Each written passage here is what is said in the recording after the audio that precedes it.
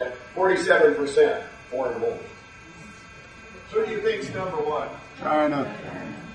And with the interest we pay to China on what they've already loaned to us, they can afford to buy 3 Joint Strike Fighters every week and put $50 million in the bank, just on the interest we owe to China.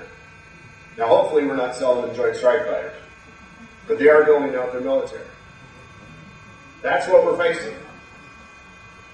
And just think about it, 42 cents on the dollar. So we passed the budget, and even though the Senate is yet to take up a budget, they did take up one budget, President's budget. Do you know how many votes the President's budget got in the United States Senate? Zero. Do you know how many votes the Republican budget got in the United States Senate? 40.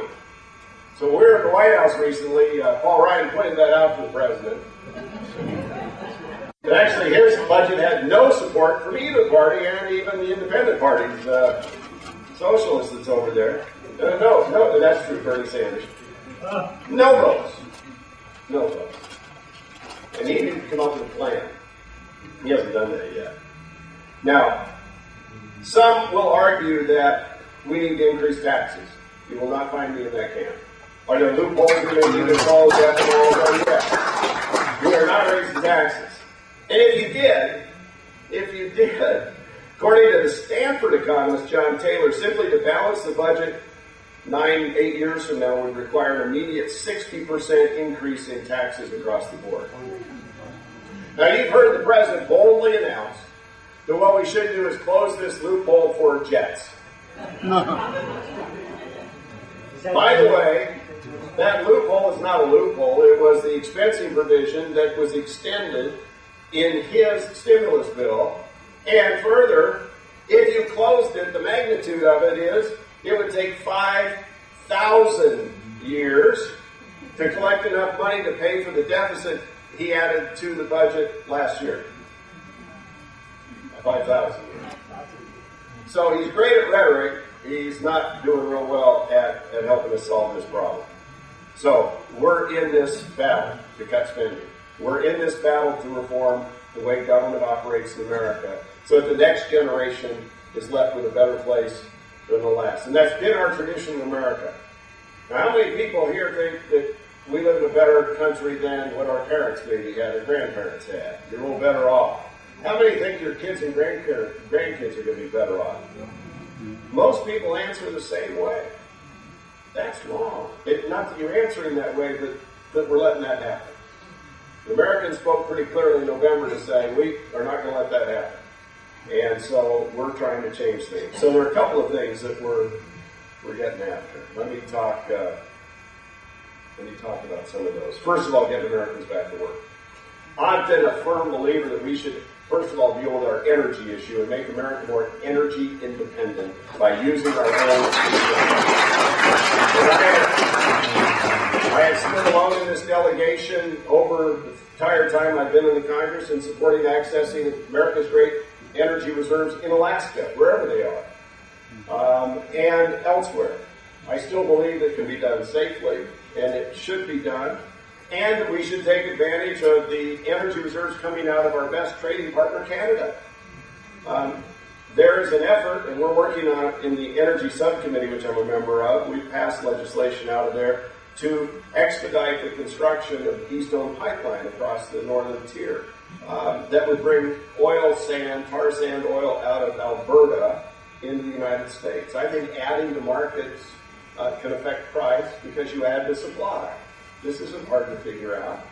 And they, of course, want to block all that. The other side wants to block that. So we've passed legislation on that to require the President to expedite approval of the Keystone Pipeline. It would, as I said, this would be about 1.29 million barrels of oil a day coming into the U.S. market from Canada.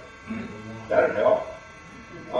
Then we have another one called the Johnson Energy Permitting Act to eliminate the permitting delays which have stalled for more than 5 years the energy exploration and production off the coast of Alaska, which is estimated to contain 27 billion barrels of oil and 122 million cubic feet of natural gas, which would fill the Alaska pipeline. Now, the Alaska pipeline, there's less and less oil going into it. it reaches a point where they have to shut it off if they don't keep enough flowing in it. That's just the way it operates. And so we've got to get more crude going into it in order to keep being able to use it. So our Energy Committee's held 22 hearings since March and passed out 4 of these bills. We worked on one yesterday in a real fight that I think shows you the philosophical differences between us. This is a bill called the Training Act, and it is designed to require these agencies to do a complete analysis of the cumulative and incremental impacts of significant issues raised by rules from the Environmental Protection Agency, the EPA. They don't do that. They do not take into account the effect of their rules, any singular one, in any measurable way on the economy.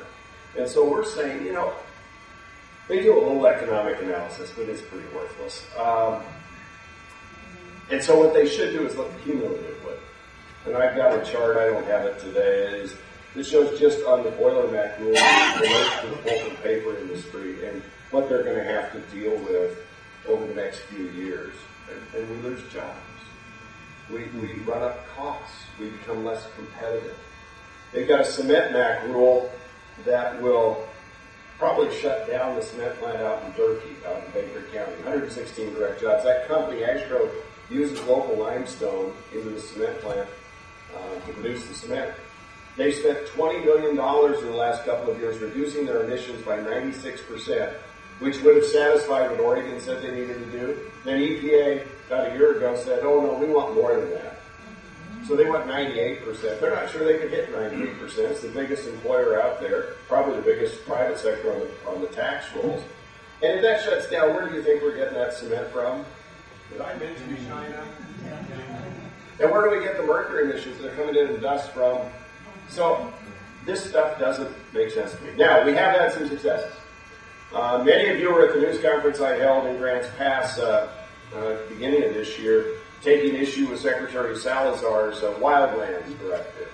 We put enough pressure on, and what we were able to do in the appropriations process to stop him from issuing that he pulled back. So we won on wildlands, and that's good news.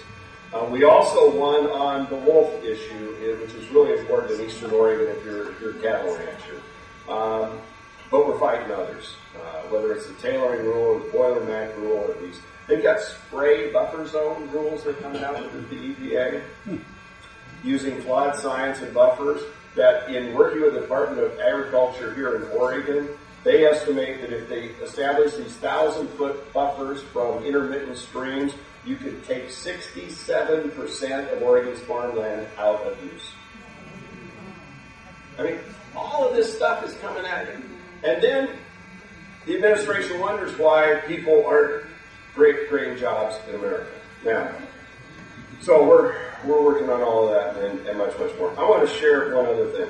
The Speaker asked me to chair the transition team and reform how Congress operates. And we passed a lot of changes, principally on process in Washington. You remember when they were in charge, Pelosi and all, they would shove through these 2,000-page bills like Obamacare and the cap and tax bill and all this. Nobody had time to read them, including you, me, or anybody in the press. We said, no, 3 days. Those bills are going to be available for 3 days online for everybody to be able to see and read them, so you can actually read the bill before you vote on it. I think that's a good change. We cut our own budgets. I carried the legislation on the floor the beginning weeks of the session that cut our own member budgets and the House and committee budgets by, I think it was over 5% on average. We're coming back in the next week or so and cutting another, I think it's 6.6% in real dollars out of our own budgets. We're trying to lead by example. Before I left on whatever day it was, Friday, I guess, a week or so ago, I testified, a couple of weeks, I guess, at the House Administration Committee on other things we can do to cut our costs. Just based on my experience as a small business person, and one of them was the printing operation that we fund as taxpayers. And frankly, as I sat there at the table testifying, I looked down, and the water cup they had a printed seal of the government on it, and the napkin had a printed seal of the government. I said, I can't imagine at our little radio station company I would have paid to have that. And, I mean, really. And then before I left, well, the other side was arguing you can't cut anything out of GPO. It's really a government union thing more than anything else. But this publication arrived in my office, unsolicited, from the government printing office celebrating its 150 years of service to the nation. When you're borrowing 42 cents on the dollar and the country's going broke and nobody asked for this, why are they doing this? So when they tell you there's no room to cut, let me suggest there is. And we're going to continue to. And we're going to continue to reform government. And we're going to do our very best to get this country back on the right track and get America's working again. Thank you for being here today. And I'm happy to take your questions.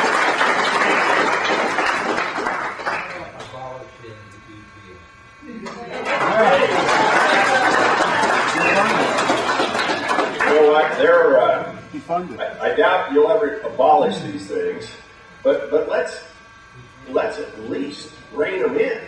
Let's at least hold them accountable. Let's at least try and repeal some of these things. Now, here's the challenge we face. In the House, we control, on a good day, 1/2 to 1/3 of the government. This isn't Parliament. You still got the Senate, and you still got the White House. So we voted to repeal Obamacare. It goes to the Senate. We voted to stop them from the FCC from controlling the internet through net neutrality rules. It's sitting over in the Senate. So we're trying to reform and abolish and cut back. But I think we're going to have structural reform of the government and really look at every agency and actually we're splitting them up. Yes, I'll go back here. I'll work around it. Yes. I'm a disabled senior citizen. I'm a low income. I want to know what all these people are going to do. Well, first of all, if you're a disabled senior citizen, then you are probably on Social Security. Yes. Is that accurate? And you're probably on SSDI. No, Medicare. And now I may be wrong on this, but I'll bet you're more than 54 years old. Okay. Nothing we're talking about on reforming Social Security and Medicare affects you. Okay? What we're talking about, though, is if you do nothing to reform Medicare going forward, it goes broke in the not-too-distant future. In fact, Social Security goes bankrupt in 2036, and Medicare goes bankrupt in 2024. So if you just say, don't change anything, then they just go broke. Now my mother, my father, my mother-in-law, my stepmother, and my father-in-law all were on Medicare. They're all gone now. It is an incredibly important safety net program that did extraordinary things for them. And so I understand its value to up close. Several of those folks were on hospice care. I've been there at the bedside, and I understand the value. I want a program that makes sure the next gen, by the way, I'm 54, so now I'm affecting myself here, and everybody below me says, you know what, if we don't fix it and create a new model that works. And by the way, are you in trouble with this? I think those of means should maybe have to pay a little more. I don't know that Warren Buffett needs everybody to subsidize. Now, he's different because he's over 55, but you know what I'm saying. I don't know that Zuckerman that owns Facebook needs to have the same level of support from the government and taxpayers as somebody who is disabled and doesn't have much means. So a reform that we're talking about would target the money first to those who are poorest and most in need. And I think as a country we're going to have that discussion. That those of means maybe don't need as much subsidy. And I hear it from people of means that, why are you doing this? I don't need this. And when you're going, we're going to have that discussion. Yes, sir. Yes, Congressman, I'd like to ask 3 questions, and I promise you they'll go quickly. The first one is, I don't know how I feel toward the Republican Party. And the first question I'd like to ask you is, I don't know if it's fact or fiction. Did you actually caddy for the Speaker of the House when he went golfing with the Fiction. Okay. That's the first question. The second question... In fact, virtually nobody's ever seen me on a golf course. And if they did, they would readily admit I am not a golfer. All right. The second question is I still want to know If you took that twin-engine witch's broom away from Pelosi, Okay, let me speak to that from a. Okay, you want me? I'll answer that really quickly. No, she does not have access to that aircraft. thank you. Okay. But let me put it in context to be fair. Prior to 9/11, no speaker was transported that way. After 9/11, the security folks demanded that even Speaker Hastert travel by military aircraft because of the line of succession to president. Now, he flew in a much smaller jet. The other thing nobody knew, and I didn't even know until he was out of office, they also demanded round-the-clock security. And he said, rather than station guards at my apartment, I will move on a military base in Washington, D.C. So he stayed in military housing in Washington, never said a word to anybody. He's just that kind of Midwestern guy. But he did that. Go ahead. Okay, third question, and it's a more serious one. I'd like to ask about federal forests in our state of Oregon. And you know, I know you're trying to some degree to get jobs out of that, but we're being stalled again on that. You know this, I'm sure. Anyway, we're not really getting any benefit out of the wood that's in those forests, you know, and I mean by thinning and so forth. And we're negatively affected by this in a couple of ways that I see. Number one, when we have forest fires, we've got poor air quality. Yes. You know, it just blows right in here.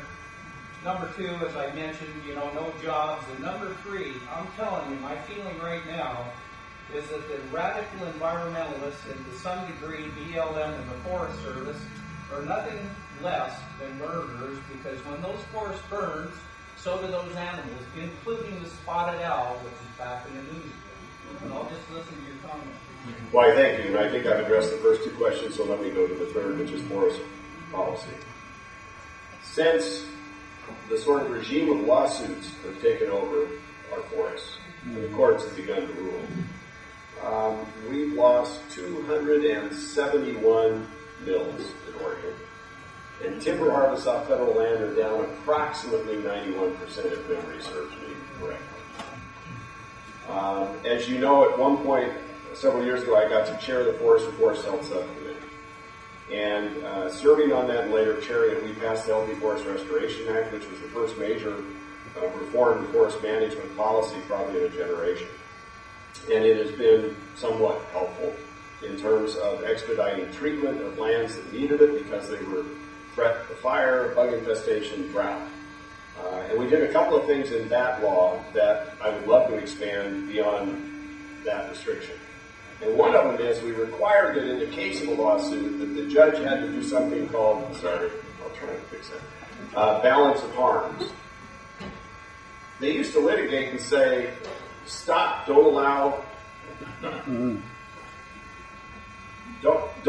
this timber harvest because you can't uncut a tree. All right, that's what they'd argue. You let it happen, you can't uncut it. My argument was, nature continues to work, and if you don't allow a thinning or whatever, you can't unburn that tree either. So failure to act has a consequence in a dynamic ecosystem, as does action.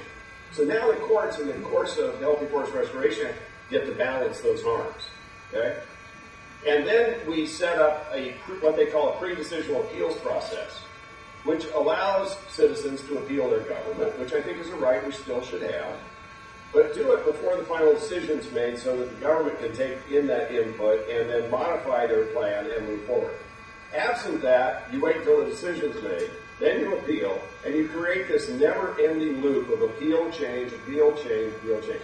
So we were able to sort of bring that to a halt. And the third thing we did was say, you don't have standing to appeal if you've not substantively been involved in the discussion.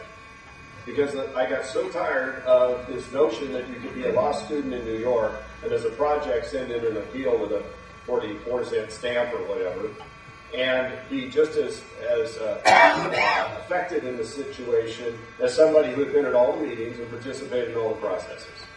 And so you had to participate substantively to have standing. The judge got to have a balance of harms, and you did pre-decisional making. So, and that has worked pretty successfully. I'd like to see it expanded. So I came with legislation we passed in the House a few years ago, called the Forest Emergency Recovery Research Act. That was designed to apply that same expedited process into a post-fire or other problem, wind, blowdown, that sort of thing. Because I had the belief that why wouldn't we get in and cut burn dead trees while they still have value? What a concept. Every other forest landowner out there, city, county, state, private, whatever, does that. Tribal. Except the federal government, because they get so delayed, it's a year or two. So we passed that in the House, Senate never took it up. By the way, it was estimated to generate, I believe the number, and I'm reaching back to $100 million, which would have paid for the restoration work going forward. So you get in, you harvest, you create jobs, you create revenue. They didn't pass the Senate. We're working on now legislation that, if successful, will be a major paradigm shift in how federal forest lands are managed. And I don't want to get into specifics today because we're still working on it. We'll have a hearing this week on the whole notion of forest management as a race to jobs in schools and roads in the Resources Committee. I think that's on Wednesday. And there are a number of us working on, as I say, fairly major substantive legislation. In fact, I've got a series of meetings tomorrow further on up the road on this very topic. Long and the short of it is, the biggest economic engine in a rural community in eastern Oregon shouldn't be the making of lunches for firefighters in the summer. And I'm tired of seeing all the mills get torn down and auctioned off. And we got to turn this thing around and get people back to work and get good management. I'll close with this, and then I'll try and make my answers quicker. I'm sorry. But I want to give you these numbers. So the Obama administration is working on a plan to establish land management plans on 193 million acres, 155 forests, 3.8 million acres on 20 grasslands. In Oregon, right now, the federal government harvests 10% of the annual growth from the U.S. Forest Service lands. When 2.9 billion board feet grow annually, they're harvesting 10%. 760 million board feet are lost to mortality, and only 300 million board feet are harvested. These are dynamic environments of growth and mortality, and we're doing virtually nothing in between, which is why it concerns. Yes, sir. I just wanted to say, there was a fire down on the Lower Road River called the Blossom Fire 5 years ago, and our family owns a couple of the lodges, Half Moon Bar Lodge and Paradise Lodge, and I called the Forest Service and said, hey, the lodges are all going to burn out. So is Mariel Lodge. I said, these are national treasures, not just Oregon treasures. Well, sorry, we're just going to let the forest burn them out. So I called Greg's office, and thanks to Greg and his staff, within 5 days we had the Forest Service there, and literally they had 200 people right around the lodges holding the fire back at Mariel Lodge. But if it wasn't for Greg, you would not have a Lower Canyon Lodge. So thank you. Very kind of shouldn't take congressional intervention, but it does. Yeah, I'll go here and I'll work my way back up. Two questions. Yes, sir. I read on Red State this morning about net neutrality. They said within 90 days, the government's going to have to go over the internet comparable to the Chinese communists. Well, I don't know it's going to be quite that bad. They're pretty bad. But what this, so net neutrality. The government stepping into an area where, first and foremost, I'm not a lawyer. That usually gets a round of applause, but I don't believe they have the statutory authority to intervene from the Federal Communications Commission. Just like I don't think they have statutory authority to run out the fairness doctrine, either control public speech on the public airwaves. This is kind of analogous to that. They're trying to intercede and control the flow on the big pipelines, if you let me use that as an example, and try and regulate how data flows and how it doesn't flow and who gets priority and who doesn't, and how, the marketplace has done a really good job of that. If there's a bad actor on the internet, there's a swarm of activity that bad actor gets in trouble pretty quickly. And I think I'm a believer in free markets and markets that work, and I think in this case we've had a very vibrant internet because it has had virtually no government control.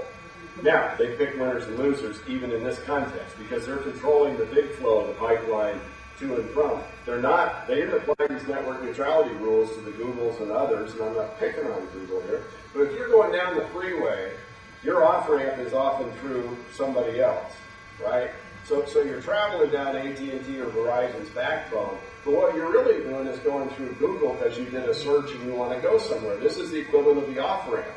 They get to do whatever they want, in effect. They're not subject to this. Well, it seems if you're going to apply these rules, they ought to apply to everybody, not just somebody. But they shouldn't be involved at all. And they hung their hat on something called Section 706, where they sort of say, well, we think there are obstacles to the build-out of broadband, and so that's why we have authority to get in here and regulate the internet. They do that. The first part of Section 706, by the way, gives authority to state regulators. If the federal government has it, they have it. But do you really want every state to start regulating the internet? I don't. So that's why we passed a repeal of that law under a law that was passed when Republicans took control of the House in 95, that even Harry Reid supported that underlying piece. The Senate couldn't act until they filed their rules with OMB, which they've now done. That starts a clock on the Senate, and this is a privileged motion in the Senate. Now, why does that matter? Because it has to come up, and they can't filibuster it. So there will be a vote to repeal in the Senate, I believe. Now, here's the problem. To be constitutional, it requires presidential signature. So the odds are, unless the public really raises up on this one, that it's... So we're trying to stop it. Yes, sir. I got a couple issues. Yes, sir. One, what's your stance on the deficit? Yeah. What's your stance on the deficit in regard to an amendment to the Constitution? Oh, yeah. You have to have a balanced budget. I've been a co-sponsor of a balanced budget amendment since the day I arrived in Congress. Okay. And we'll continue to. And further, we will bring a balanced budget amendment to a vote in the House very shortly. It's my understanding the states could do it otherwise. They could bring an amendment in. If the states do it themselves. Through a constitutional convention. Yes. Yes. Okay. So, and the other thing is, how about the repeal of the War Powers Act? All right. That one in 1972, correct? Yeah, the War Powers Act on a repeal, I would have to dig First of all, it's into. unconstitutional. It probably is. That's the argument. And nobody's really wanted to push that argument one Because way it's bipartisan. or the other. It's bipartisan. Here's the thing, Congress, right? They're departing on their responsibility. They have a person. That's right. Full stop. That's it. That's correct. You know, the last thing. And we're exercising that authority. Well, they're not doing a very good job. Well, I mean, we go, you bought Libya, for example. Just bomb a country. Just go ahead and bomb it. All right? right? Congress has a responsibility to declare, I full stop. agree. Okay. All right. But let me stop you, because this week, you probably know, we were voting on the Defense Appropriations Act, where there were a series of amendments to limit or completely terminate funding for Libya. So there were votes taken in the House on the very topic, and so we are... It's a failure, though, right? Because it continued funding. Actually, we cut off a lot of funding. Okay. But that goes for a lot. We just started back in Vietnam. Right. The reason why they had more power. That's right. You're absolutely right. Congress's authority in the Constitution is... Well, they got the pocketbook. Right. Full stop. Right. You know, in the discussion. So if the responsibility's there, right? Right. And a lot of reasons why we're in deficits is that reason. You're absolutely right. Couldn't agree more. All right. Because what happened in 72, the fire war of Vietnam, we didn't raise revenues for it. So we got bit in the butt, all right, in inflation. All right. No more so. Okay. Now, you mentioned about Alaska and the oil. Yes. Fine. Will that oil be refined in the U.S.? That's it. A lot of it comes down, as I understand, by ship now to the refinery in Aberdeen, Washington, I think. Okay. But let's make sure it's refined in the U.S. Where is it? Anacortes. Anacortes. I'm sorry, Anacortes. Yes. So, but Now, here's some... I request that oil be refined in the U.S. so we have a job there. Yeah, and so, yeah, the interesting thing is, many years ago, Warren Magnuson, then Senator from Washington, put a limitation on the number of ships bearing oil that can come into Puget Sound. I had an amendment to repeal that limitation, which was defeated. And so, because they're either safe to come in or they're not. And the interesting carve-out that he had was there could always be enough ships to satisfy Washington State's need for refined oil. It's like, wait a minute, where do you think we get ours? A lot of our gasoline comes from that refinery. Well, I would imagine that Montana would be happy to have a pipeline running from Montana. They can do that. Yeah, that'd be fine too. The more jobs we can create in America, the better. The more jobs we can, yes, sir. Back in the 59s and 60s, the federal government borrowed a lot of money from Social Security. Yes, sir. They're talking about cutting back on it now. Was that ever paid back? No, sir. It wasn't. No, sir. So what's wrong with the federal government? It's broken. And it's irresponsible. And there was a period when we were running surpluses where we were paying it back. We paid back close to $500 billion in debt at one point. Now, having said that, you can take great comfort in knowing that there are pieces of paper sitting in a file cabinet somewhere in West Virginia. So there is no money. Now, here's what the law says, though, and that is that the only thing you can invest Social Security money in is U.S. Treasury notes. So the only rate of return you get to grow Social Security from an income standpoint is through U.S. Treasury. It can't be invested anywhere else. So that is, in effect, the borrowing that has taken place. Now, here's the problem. The government has gone and spent that money on new programs and ramped up commitments with no plan to ever pay back. And that's the twin issue we're going to face, because we have now crossed over where there's less money coming into Social Security than is going out to pay Social Security recipients. So there's no positive cash flow left. Now the government at some point is going to have to not only not have the positive cash flow to spend for general fund purposes because they borrow it out, they're going to have to start putting money back into Social Security, which they do not have. Well, isn't it a fact, though, that the Congress and the Senate have something to do with that? Can't you people control that? Yeah. And that is anything about it? That is the fight we're engaged in today to say enough's enough. We can't keep spending like we're spending. You can't keep borrowing 42 cents on the dollar. It is time to change. But you've got to get the word out, because I will tell you, they are winning the media battle. Because I'm here to tell you that's what I feel right now.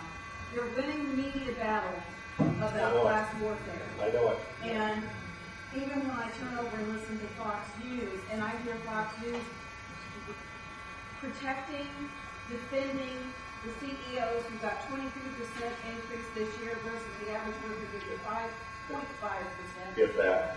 So I'm right now I feel the Republican Party is protecting the big money, and I'm not getting any benefit from them. And I feel like the Democrats want to take my money, and I'm sorry to the lady over there because there's abuses in any system, and there are definitely people who need food stamps and need assistance. I'm not saying that. It's just the abuses. But the Democratic Party wants to take all my money and finance illegal aliens and people who are not willing to work them on drugs and all the other abuses we know about. So somewhere, Fox News has got to come along and start getting the word out better for your side of the game. I am very pleased to hear what you've said today. But right now, I don't care about if the guy gets taxed with the jet and the yacht. Because you're talking about taking my Social Security away from me. I don't care if you tax him to make that not happen. Yeah, and I understand that. But if you go down that path, Yes. then when we're done 5,000 years from now collecting that, who do they demonize next? And by the way, when this has happened before, you shut down industries that make those products and services in the United States, and they are made offshore. And so it's... When you say they made offshore, you mean they're not, is that another thing that's paid in foreign countries? Will be. Because it will be more advantageous. America already has the highest corporate tax rate in the world. I understand that. And so, I'll give you an example. I got to meet with the head of Microsoft, Stephen Ballmer. And there was a small group of us from the Northwest, and he said, here's what I face. I have facilities all over the world. I generate revenue in each of those facilities. If I want to expand my facility in Washington State, and I've got revenue over in Germany, it costs me 20 to 30% to bring that revenue back to the United States and expand here with that revenue. I'm the head of this big company. There are a lot of big companies. I got to be responsible to my shareholders and my business plan. And so it's 25 to 30% cheaper for me to build in Germany or whatever country where the revenue is than to repatriate it here. And so we're looking at those sorts of examples to say, is there a way to modify the whole tax code to the advantage of growing jobs for the middle class in America? Right, and I think there's a difference in corporate taxes and individual taxes. Absolutely. And, if corporate taxes grows our economy, but provides jobs, that's one thing, and I understand that. But I have a whole problem, as we've talked, the whole bank crisis issue, and the money, hedge fund managers who are making Billions in some and it's cases. just really, on Fox this morning, one of the, I can't remember what his name is, he used to be a judge. Anyway, he said this morning, well, we all know that middle class Americans, those people making $250,000. Really? And I missed that train ride. This is our conservative side of the game. And I'm like going, Not in our district. Not in my world. I ate a lot of macaroni and cheese growing my up. comment is we've got to figure out how to do better in the media because we're winning the You're war. right. And that's always a challenge for Republicans and conservatives, I think, is trying to win it because we don't generally engage with class warfare, which is really easy to do. And the problem you have. It sounds like you're not protecting middle class America right now. I'll Yeah, tell you that. yeah, no, I know. Now, the other issue on individual tax rates is, remember, a lot of small businesses aren't incorporated as C corporations. So they pay the individual rate. And so when you go to increase those rates, you're not affecting just individuals, you're affecting small businesses, mom and pop companies that weren't as crazy as my father and ours, which was half a C corp until we bought the company and bought it as a C corp and sold it as a C corp. And by the way, when you sell a C corp, we gave about 55% of the proceeds of the sale of 22 years worth of work to the state and federal government. All right? So when somebody tries to tell me we don't pay tax, I got another answer for them. And you got half Americans that don't pay federal income tax today. So you got half Americans not paying, and now they pay payroll tax, Social Security, Medicare, but they're not paying income tax. So, we're tilting this thing, and we're not being as competitive as we could be. So I think we've had the Ways and Means Committee working on a big view of all these loopholes that are out there, all the preferences that have been granted, some with good reason years ago that we just can't afford now. And you saw the vote in the Senate to get rid of the ethanol subsidy. It's time. And you're going to see that on a broad scale. Anyway, I'll try and speed up. Sorry. Go ahead. What needs to be done is they go through department by department, way back to 1960. Okay, and look for appropriations like the EPA's got this ridiculous research, that is totally irrelevant to keep the government going. Okay, and there's thousands of them. Yes, sir. You have to, and you look for all those. Yep. You won't have to touch education. You won't have to touch food stamps because they're there. And you just have to get to work and get it and start feeling. Right. So it's like the so-called stimulus, which I voted against. I didn't think it'd work. I thought it cost a lot of money. So let me give you just a couple of things that came out of that, just because you're not wound up enough and I need the help here. $1.9 million to the California Academy of Sciences to identify ant species. $677,462 to Georgia State University to study primate responses to unfairness. What violation of confidence? $294,958 to Wake Forest University for research on yoga. Why? Why? These are the questions we're asking. Who? Why? Who makes these decisions? How do we get it back? It's why I voted no, and why we passed legislation out of my subcommittee, on the broadband stimulus grants that went out. By the way, once they're out the door, the funding to observe how they're spent ended. So they put $7 billion out to expand broadband at government expense, and the oversight ended the day the last grant was offered. And by the way, 25% of the recipients have never built broadband in America.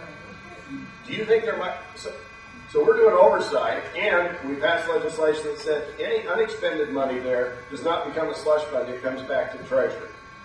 And we're going to have that announced for you. Yes, sir. Go ahead. Yes.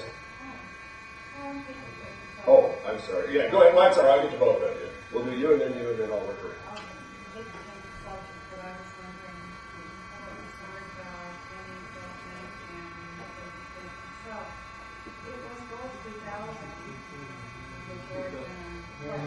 They're having trouble hearing you. Would you mind standing in that? Thank you.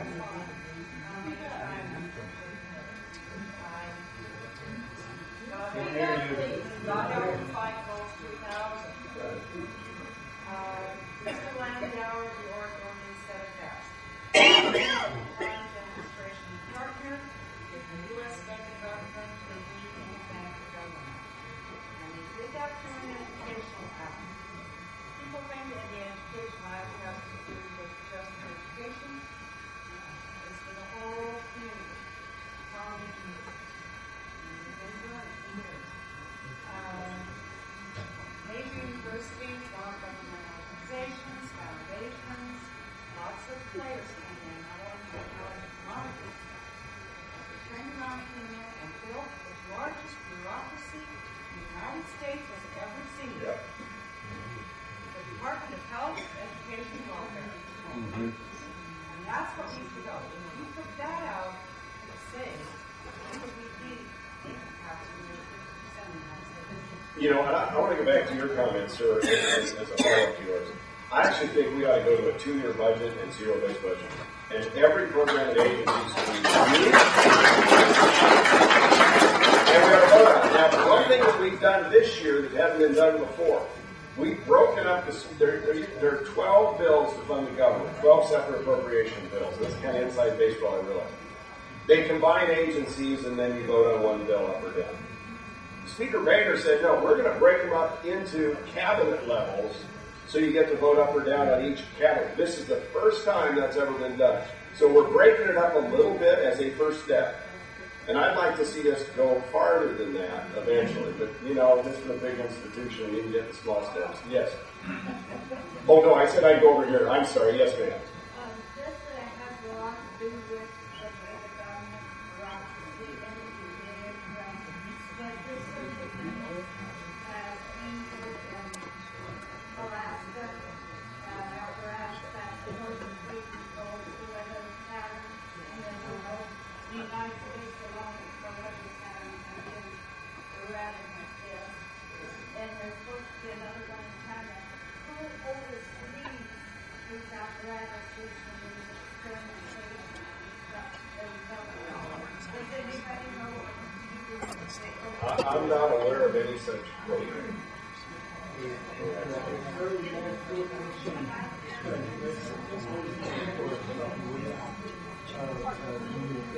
Okay. It's called HAARP, but it could have effect on the weather. There's a whole internet conspiracy kind of theory on the issue. I'm not that familiar with the group. It would not be See, yes. Sure. I have heard that if the Republicans cave at all to raising the Yes, yeah.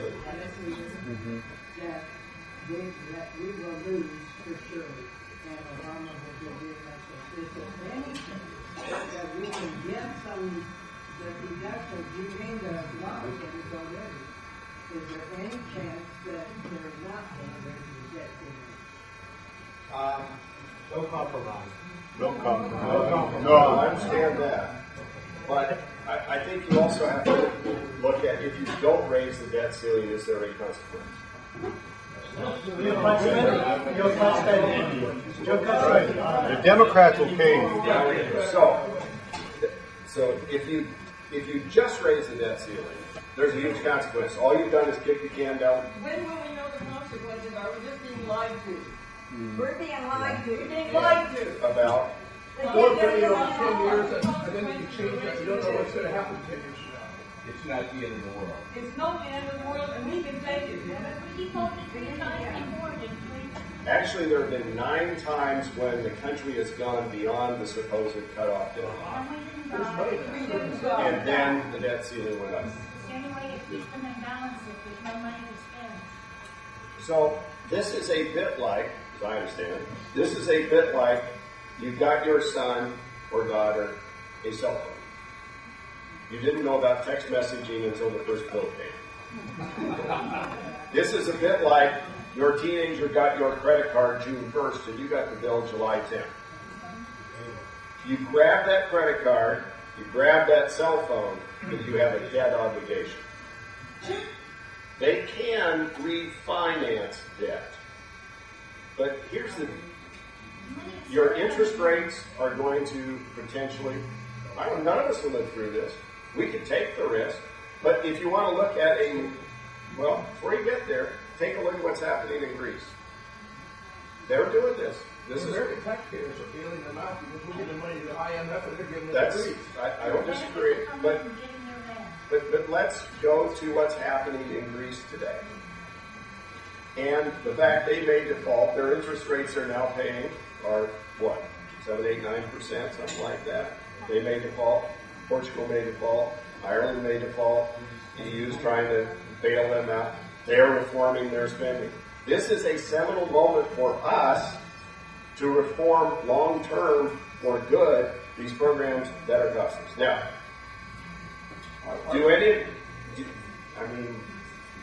this is not without consequence. Argentina defaulted. It was bad for a few months, and then they started up again. That's what we need to do. We're not Argentina. Well, they were printing We money. are not Argentina. There's nobody to, Yeah, but we're printing money just the way Argentina. and we're trying to stop that. I know, but inflation's coming. It's coming. Right? And that generally is what's happened on countries that, including the United States, spend more than they have. My question is, Yes. I hear idiots like Chris Van Hollen get up and say, well, we're going to tax the oil companies, we're going to put all these things. But I don't hear the Republicans saying that oil companies don't pay taxes. Their customers do. What is it about that phrase that the Republican Party can't get it out of their mouth? Actually, we do. It sure isn't out in the hinterlands, I'll tell you So, that. and I share your frustration, trust me, because I get the same thing and I feel the same thing. And the problem is, I've been on MSNBC trying to get our message out. I've been on Fox trying to get our message out. We've got spoken. It's just difficult. You go up and you tell me how you do it. Give me counsel. It's a simple phrase. Yeah, You so know, you say it, and here's you use it over and over, just like these other guys do Well, about that is- millionaires and billionaires. And Obama's railing against the Jets when he was bragging. He was at the Alcoa plant and he was bragging that they'd spent $90 million and they had this wing fabrication. I hope they weren't fabricating wings for prior jets. Right. And meanwhile, the Cessna plant in Bend closed. Right. When we've been down this path before, and they single out an industry and they whack it, it shuts down, and the jobs get shut down with it in America. We saw it actually in the aviation industry went on a liability issue until we adjusted the liability code on lawsuits. Yes, ma'am.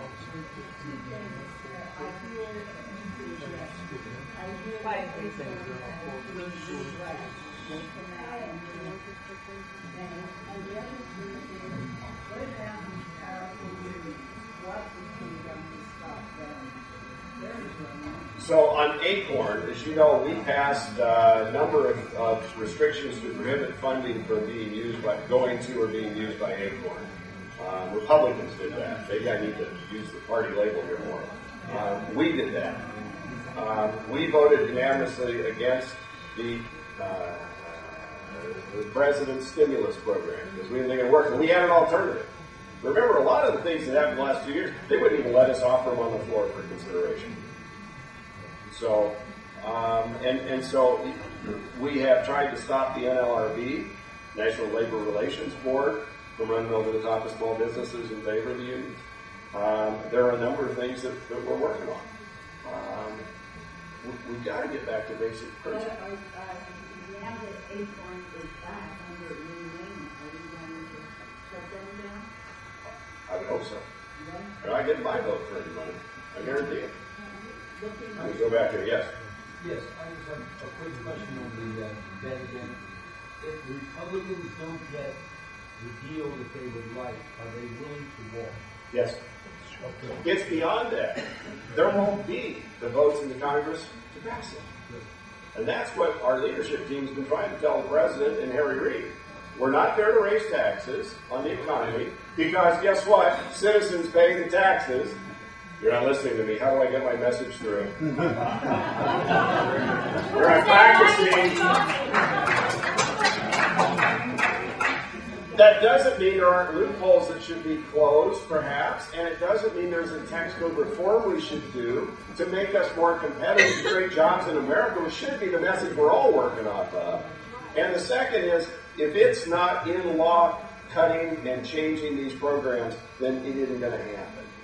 Because under the debt ceiling, under this type of a vote procedure, you don't get to instruct the committees to go do their work and report back like you do under budget reconciliation. I know this is kind of inside parliamentary stuff.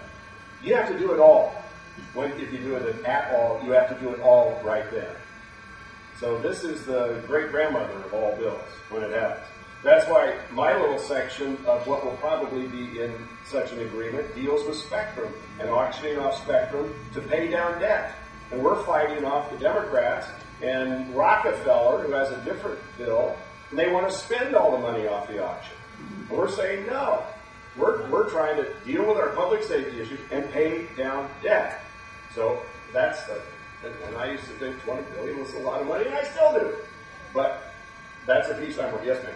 There are two things that you can deal with that one facet of the older government that I'd like to, that doesn't get brought up in meetings very often.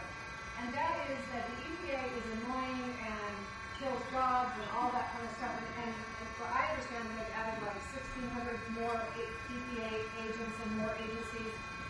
But there's a factor of that is really frightening, that really needs to be addressed. And that is that they are putting us into a police state. So when my fiance has a property, and he was forced. He didn't apply for a permit, didn't do anything. He was forced to upgrade the septic systems. Right. It was almost physically impossible to do based on the lot size and everything else. And why?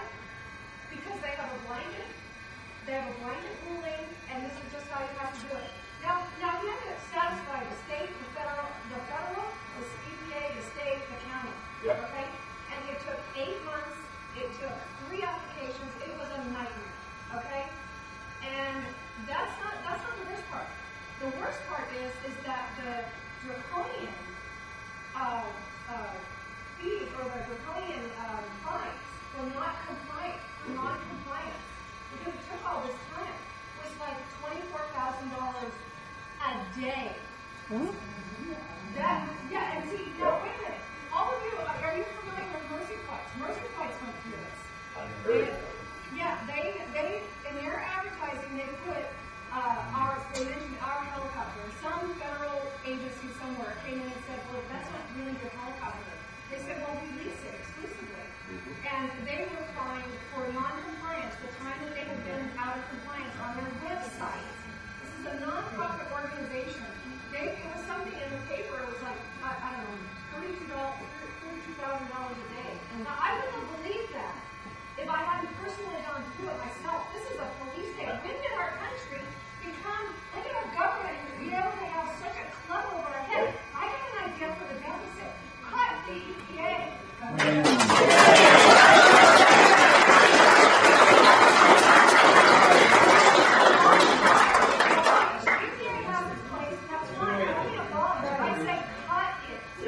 So we are. You had the pocketbook. It's very simple. And we are. Don't raise the debt ceiling. Now, how do you cut their funding? You need our vote? You have to have a budget first. Right. So in order to cut funding, you have to pass an appropriations bill to do that. You have to pass a law. And so that takes the House, the Senate, and the President. This is our great, we share your frustration. Because, well,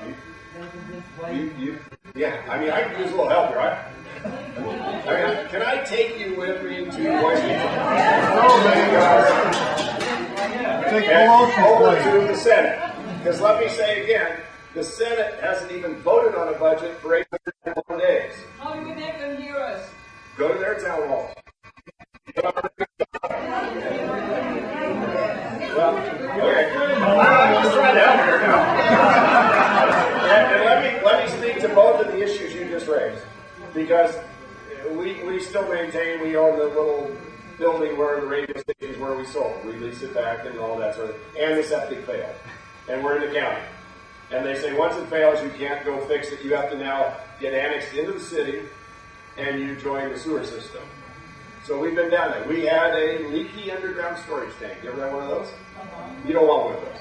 It was our oil heat for our house. And we spent a year with a gadget out there doing this on a belt to because it had a little leak. Now it hadn't gone anywhere. I mean, it was ridiculous. And when everything's said and done, and you comply with all the rules and regulations, they will never give you certainty that you're done either. I mean, we're repealing that Tuesday. Let me see. You've had your hand up forever back here, sir. Yes, you have. It worked out. But you're young and you've got it up. And you might have touched on this throughout answering to other people, but if I understood you correctly earlier, you said that the Republican budget had a balanced budget and there would be debt repayment for the year 2050. I believe it's 2050 would pay off the debt. Oh, pay it off. Yes. When does the paying off begin? Oh, I thought the chart we had that on it, so I won't try and pull it out of my memory, but I can get it for you. But it is more than 10 years out. So why is that hailed as an accomplishment? To do sooner than that means you go into today's recipients of Social Security and Medicare and cut. And we made a choice not to do that because I happen to support that choice because I think it's not your fault. And you don't have a lot of time to go change and so we get there after 10 years. But this thing, look, and I'll tell you something else. Nobody in the time I've been in Congress as your representative, and I work for you, I know that. But nobody has walked into my office and asked me to cut their program. And even my most conservative friends in Rotary or whatever are on a hospital board. Or they're on a community something board. Or they care about, and they come in and say, balance the budget, but if we just have a little more we are in this together as Americans. We got tough choices to make, and we've got to make them for the next generation. And when I'm getting attacked, like we had protesters in my office just recently for voting for the Ryan budget, I need your help, and I need your help to really go after getting this balanced budget amendment passed, because we have it in the state of Oregon. Sal has to live under it. Wally Hicks, who was here as state representative, they have to live under it. I had to live under it when I was in the legislature, and it's a darn good protection for taxpayers when we need it nationally. Jan? How do we win in 2012? Okay, so how do you win in 2012? First of all, let me take the House, and then I'll do the Senate, and then I'll do the White House. So, and if you mean how do Republicans win, I assume that's what you're saying. Not everybody here is a Republican, I realize. Yeah. But since that's your question, how do we defeat Obama in 2012 and across the board? So first of all, in the House, we have the biggest margin since 1946 for Republicans. Now, why is that of interest? And we were the national plebiscite. The House is always up. So, in the years where you don't have a presidential election, the referendum on Washington is the House of Representatives. The American people, you all, got engaged, spoke up, made a difference, and you see across the country. Then in You also have redistricting going on right now. A lot of gerrymandering here and there. At the end of the day, it isn't going to matter much. It's going to be about a plus or minus one, either for Democrats or for Republicans. It isn't going to matter much in the end, the way it all plays out. So the House will be in play again, but it probably stays Republican, unless you want to go back to Nancy Pelosi, because that's who will be the speaker. And I'm not being, it just is. They elected her as their leader. The president said she'll make a great speaker again. That's the plan. In the Senate, you have twice as many Democrats up this time as Republicans, and in states that could well vote more conservative than the person representing them. So the odds are you elect a Republican Senate. Now, it's not going to be overwhelming. It's not going to be 60, which is, in the Senate, to get over filibuster, you got to have 60. 51 doesn't get you much. And then you get to the White House. The president is setting unprecedented fundraising. He's so far, I think this quarter reported 496,000 individual donors online. He raised over $750 million last time for his campaign, and they proclaim they will raise more than $1 billion for his re-election. No candidate we have is going to come close to that, or that my party has going to come close to that. And we have an array of candidates, and we haven't settled on the one that's what primaries are all about. And you all are going to have to figure out, if you're in the Republican Party, who it is you think is best. And if you don't like it, run. It's America. It's amazing who can get elected president.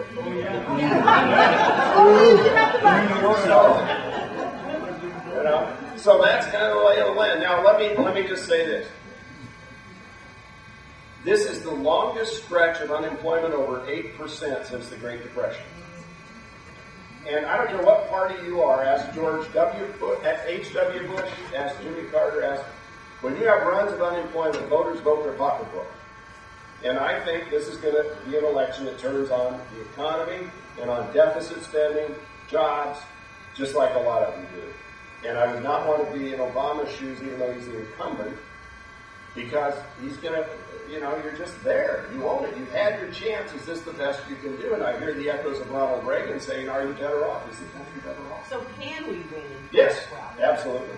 The other piece, and then I'll try and get to some more before they drag me out of here, or before you kick me out of here. The other piece of this is redistricting. There has been a structural shift in the Electoral College from more blue states to more red states. You see, the population has migrated south.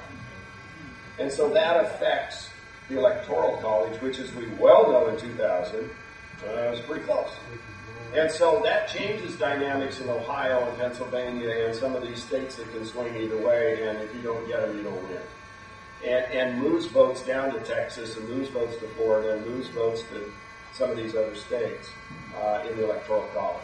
And so, I think it's really up in the air. I don't mean, and finally, on the generic ballot test, a non-named Republican challenger beats President Obama. That means I win. If you're right. I kind of regard you as establishment Republican. You've been years in Washington.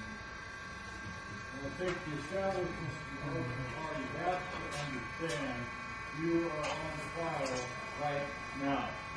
Yes, on the debt ceiling issue. If you guys paid on that, the Republican Party is probably going to come to Understood. Yes, sir. Kind of along the same point that every other day we hear that Boehner is stating some deal or something. And then I look back at the last exercise and we thought there was, $500 billion and it turned out to be almost nothing. So state cuts aren't going to do it. And any kind of a cut that says we'll raise the debt and we'll work on some committee to do something else. Not going to happen. It's not going to happen for a number of reasons. You're right. Okay. You're absolutely right. Carry our message. You got it. Yes, ma'am. Is this a setup? I'm Eric Dugan with South Niagara. I am voting for South Niagara. We see the defunding of the Salazar Wilderness inventory process is a great victory, and as low-hanging fruit. Thanks for your help on that. What we see is low-hanging fruit is the Antiquities Act. We want to know what goes and what not. 5 or so bills in Congress. We'd like to know what your status is on that. Even if Salazar was forced to back down, the funding of Emerald's wilderness inventory, we suspect is something that resonates with the American people. Yeah, and I appreciate that. So the Antiquities Act is about 100 years old. It was designed to allow presidents to sort of reach around and protect, quote unquote, national treasures in the smallest amount of space possible. And it was really more like a building, a artifact, a something. Yeah. And I have supported, I believe, supported over the years, repeal of the Antiquities Act, reform of the Antiquities Act, the requirement for Congress to approve things under the Antiquities Act, because I think it's a awful delegation of power to the president that presidents have abused for far too long. And we fought it when Clinton used it at the end to do Soda Mountain, and he was going to do it on the Steams, and we went toe to toe. Staircase Escalante in Utah, which he denied to the delegation of Utah until the night before, including the night before when he was on the plane flying out that he was doing it. I mean, this is not the way our founding fathers and mothers thought the place ought to run. Do you have any insight into where the I'll find out. And I'll find out. I mean, I'll have to find out if I need my I'm usually a co-sponsor on that one. And so, yeah. Dealing into that. Okay. Yeah. Okay. Then I must be on it. I have to lose track. So I'll double check. It's something that needs to change. That's a group. That's all of us here. Yeah. What can we do? Get me more co-sponsors out of the Oregon delegation on this legislation. I'm just looking for help. Yes, ma'am. I'm 53 years old, and I've paid in Social Security all my life. I've paid in my first paid in my self-employed, I've paid in both farms. And it's okay for me not to get out what I paid, my money, You'll the get it. government made me pay. But yet we have this proliferation, this exponential propagation of government agencies and bureaucracies that are growing and growing and growing constantly, that are not, if you look in the Constitution, the powers that are authorized for federal government, they don't include these things like the EPA and, the Dangerous Species Act and all of these things that are actually hurting in the country, that are actually driving business on sort of constant compliance with all of these regulatory agencies, regulating well with bureaucracy. And that we can't cut these things that are not even authorized in the Constitution. We can't save money and fail to get to them by just getting rid of things that don't even belong in government in the first place. Yet we have to cut Social Security for people who actually give in our money to it. Okay, so there is. We can't recover the money that's been borrowed, stolen, whatever, not been brought back to them. You can, and we should. And that should be our resolve and our commitment, is to pay it back. But yet we can send money overseas, to places that we've had to go in and bomb or whatever, and we can go in and repair everything for them, but we can't repair our own. Yes, we can, and we should. And so it's how you turn this thing to get there. All right? I mean, I voted to pay back debt. $500 billion we paid down. And voted to lower taxes in America. So we can grow jobs here and downsize the government. See, that's where I believe if you had a balanced budget amendment with a spending limitation on it, then you get a backstop, just like states have. And then you begin to say, sorry, I can't. It's unconstitutional. But I'll tell you what, the budget we passed as Republicans is the most sweeping change in government spending in the history of the country. This is not a docile document. And we are operating in the appropriations process under that budget, even though the Senate has yet to pass a budget. We're doing it ourselves, Southern folks. I've got time. I'm supposed to leave at 1, but I know I was half an hour late. So let me go here, and then I'll go back there, and then I'm probably have to wrap it up. Yes? I just quickly wanted to address a couple of things. The Lincoln Congress passed the bill S510, the Modern Food and Safety Bill. And The food safety legislation? yeah, Yes. and then Obama recently, at the height of the Wiener scandal, made an executive order 13575 on the rural councils. The FDA recently has been taking pretty aggressive action against food co-ops, law farmers. It seems like there's a huge power gap here by the feds to reach right into and regulate and even destroy and remove small farmers, and instead implement and protect large agricultural businesses like Monsanto and GMOs. And I'm wondering where you stand on that, what can be done about it. And a quick aside, we also spent, my understanding, tens of millions of dollars buying guns for the ATF and the passengers as part of the stimulus. That's under investigation. If that And I goes voted away no. to Obama, we can impeach him. I voted no on the FDA bill, and we are deeply investigating what's happening with the Fast and Furious gun running into Mexico. Yes, sir. Can you give us a quick update on where Obamacare is going or not going? Sure. One of the first actions and one of our pledges to America, if we were in the majority, was to vote to repeal Obamacare in the House, and we did so early on. We have since come back in on almost every segment of it. We have approved legislation to repeal it, and it's in the Senate. So, I mean, that's the thing. I don't control the Senate or the White House, but what I do have some small control of, we are fulfilling our pledges on. So, yes, ma'am. Thank you for your availability to your constituents. You're an honor to Oregon and to our country.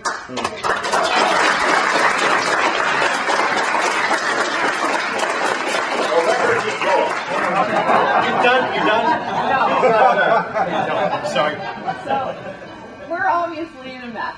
Yes. And none of us has an answer. You're in a position of power and influence, and you don't have all the answers. So, as a collective group of individuals, we might have power to do something to affect some kind of a change, sign bills, call this person, call that person. But what do you think are the 3 to 5 best strategies that I, as an individual, can implement to make effectual change? You know, I want to back up one step. I'd be the first to say I don't have all the answers. You know, when I went to Congress, I knew something about the radio business. I've been a small business owner. I grew up on a cherry orchard. I understood what it's like to change water line and things like that. I don't know what happens in an operating room. I don't know how to fly an airplane. So I rely on people who know those things. And that's why coming home is so important. I mean, it's my 426th round trip. Even though I got in it well after midnight because of flight delays and thunderstorms, and rather than Salt Lake to Seattle, but I got it. And I'll go back Monday. And I'll be back in Enterprise and Paper and then next weekend. And it is really where I get my strength, and where I get reality, and where I get ideas and suggestions, and where I get my to-do list. So prior to here, I mentioned this floodplain issue. It came up because somebody had a problem, and Bob Strasser and Gary Wheeler and the City Council met with me on it, and we moved that into legislation. So do not diminish the importance of your role in affecting your government. And I would say that what the Tea Party folks, whether you're in that organization or not, whether you're in AFP or you're in no organization, people across the country said, my country's gone off on the wrong track, and I'm going to do something about it. And I got to tell you, I suffered through a ton of protests in my office here in Medford and Bend. I had protesters one day these women do a full sit-in, Code Vickers in Bend, to the point one of them urinated in my trash can. And they were there till 11 at night. You know, and what I saw happen in the last 2 years is there was a new cavalry that showed up to help, to say, no, wait a minute. It's not all about the other side. And so all of a sudden, people like you would show up when the other side would show up, and we'd have the debate that's a great thing about democracy. So showing up is huge. Speaking out is huge. You cannot underestimate the that the town halls in the summer of 2009 had on the discourse in Washington in the election the next November. Enormous. And that is the great blessing we have emanating from our Constitution, is the people still rule this country. And can, and do. And you don't have to pick up guns to change it. You just go and vote. And you speak up. And so Get involved, stay involved, speak up, and never presume, and I know you don't, but never presume those of us in elective office at any level have all the answers. We're just trying to do the best we can, and we need you to help us with your expertise. I mean, I don't know what you all have done in your lives, but I'll bet you've done significant things that I don't have a clue about, that I can benefit from when I go back east and try and make my case on why we need to change. So speak up, turn out, and here we are preaching to the choir. Because guess what? Who's here? All of you. Yes, sir. One thing I know that up here is there was an article in the Tribune. I was trying to look for it before I could get here. There was some kid trying to get money for teenagers who use prosthetics because a teenager goes out at prosthetics every 18 months. And he's trying to get donations. So I was looking at the Tribune articles, I don't know, a month ago or something. I couldn't find it. And so I was just wondering, instead of sending $10 billion to different countries, wherever, the aid, I was thinking maybe you could find a way to pair maybe $100 million or something for those teenagers in this country that need prosthetics. Now, let me just say this. I'll probably get myself in trouble. Okay, that's good. What we really need to say is there another way to help that kid out that doesn't include the government.